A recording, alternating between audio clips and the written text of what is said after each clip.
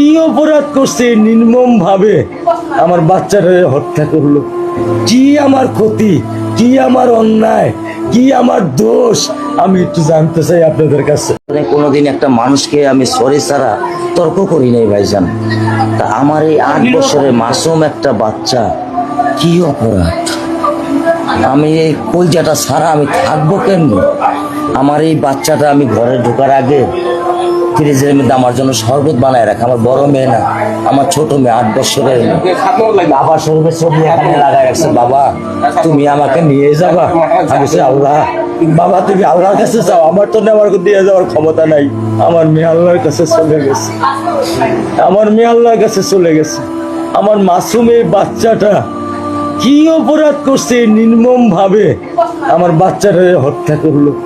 কি আমার ক্ষতি, কি আমার অন্যায়, কি আমার দোষ, আমি একটু জানতে চাই আপনাদের কাছে।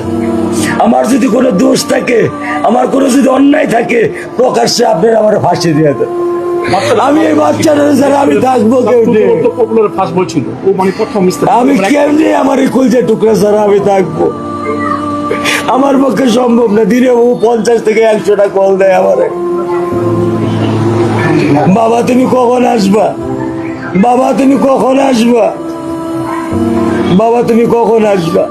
8টা বছর আমি আমার বুকেরাই ঘরে ঘুম পাড়াইছি। আমি আজকে আমি কার সাথে ঘুম আসবো? আমি কি দিয়ে মনে সান্ত্বনা দিব?